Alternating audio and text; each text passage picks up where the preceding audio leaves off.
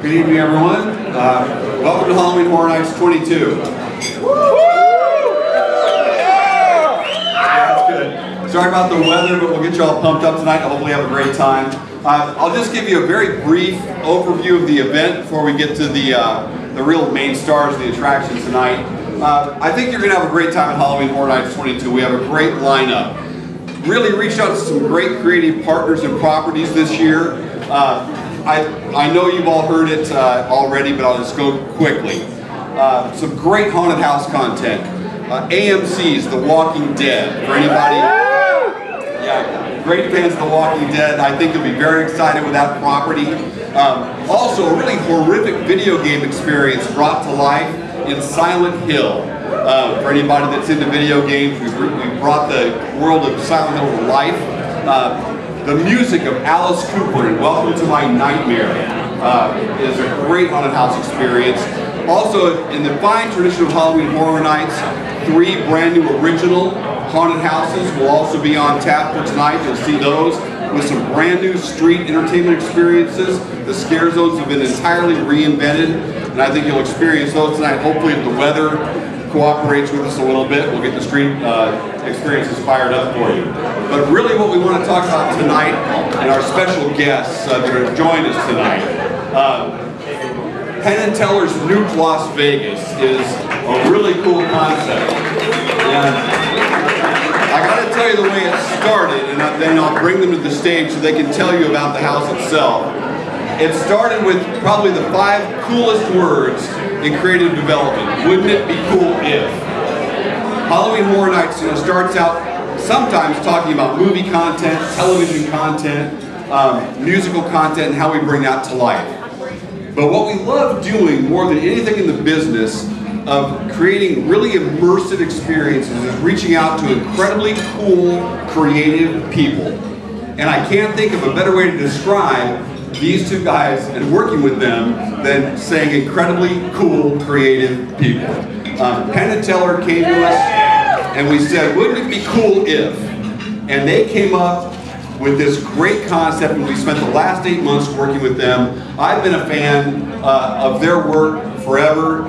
Live theatrics, live stage, television, radio, they've done it all, and now they've brought an incredibly cool haunted house to Universal Orlando. We're thrilled to have them here tonight. Guys, if you wouldn't mind coming up, Penn&Teller, ladies and gentlemen.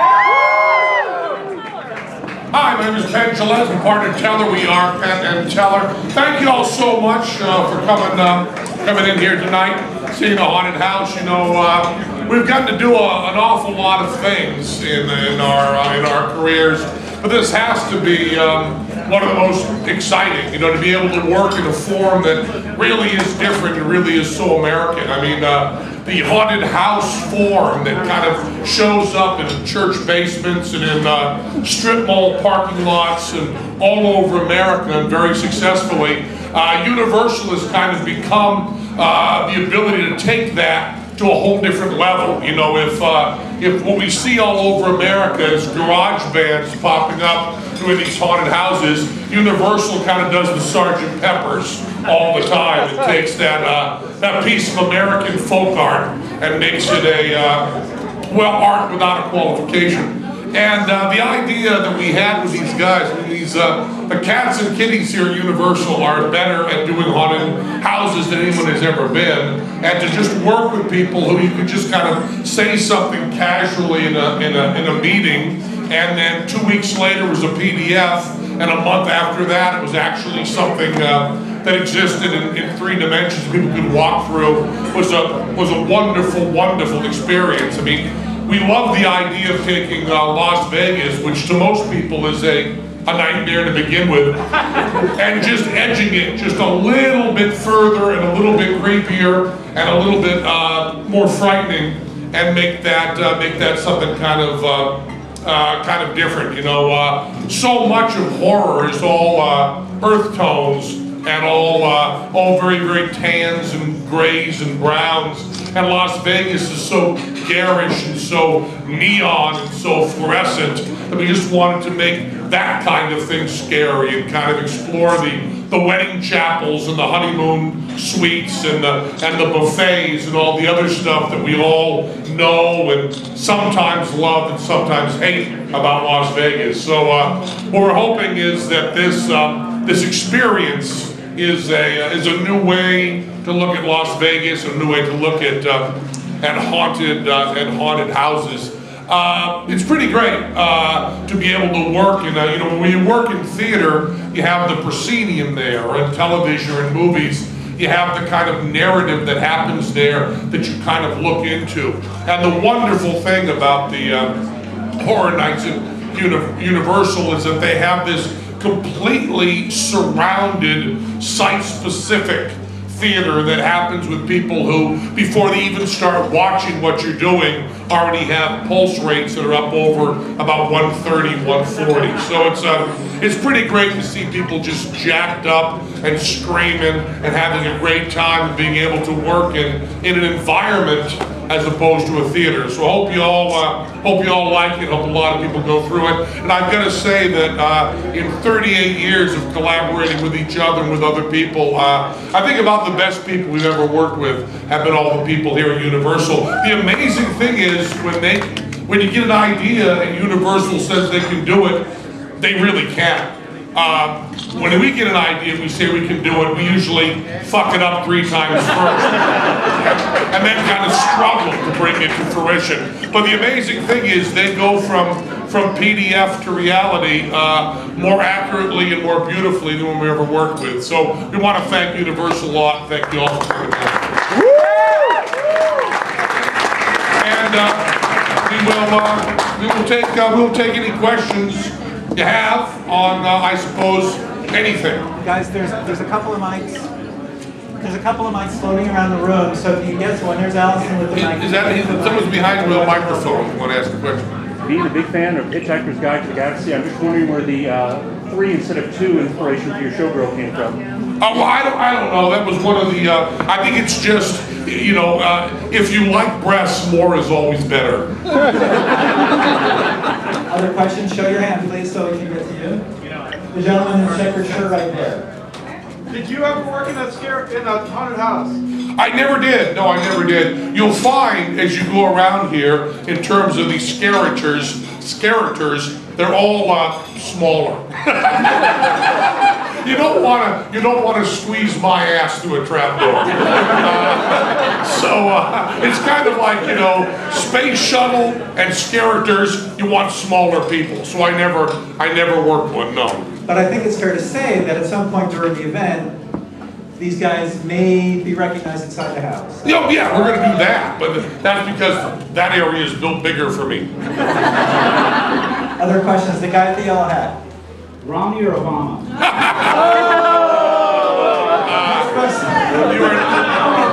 All I will You were on say. last week, for goodness sakes. I think we know. All I will say is that you're not supposed to just have 2 choices.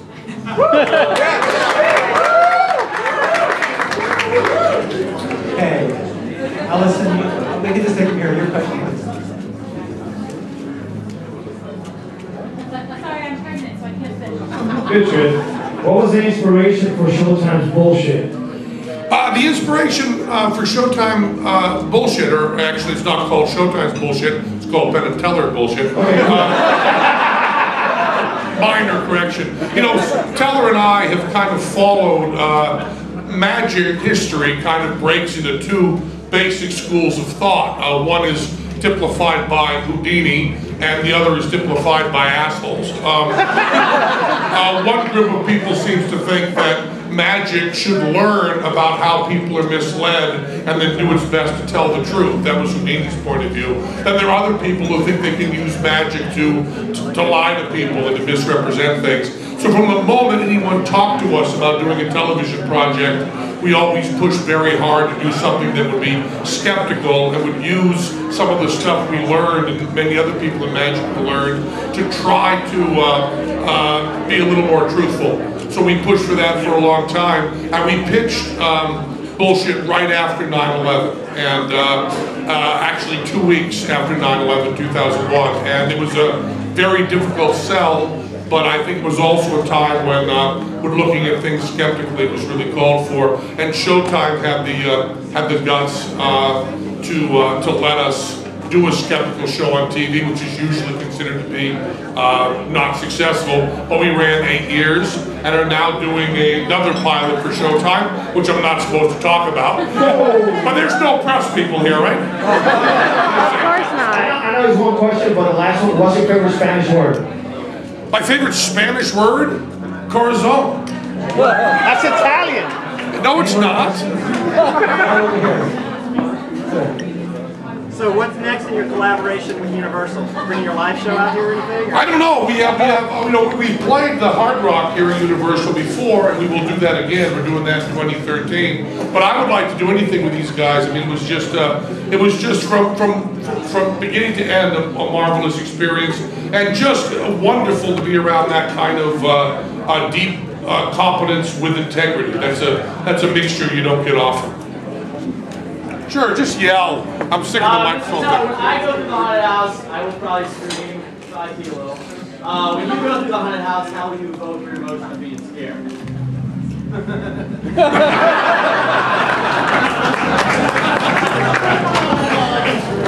More questions? Any other questions? What did Penn&Teller bring to the table as far as designing the haunted house versus Universal's?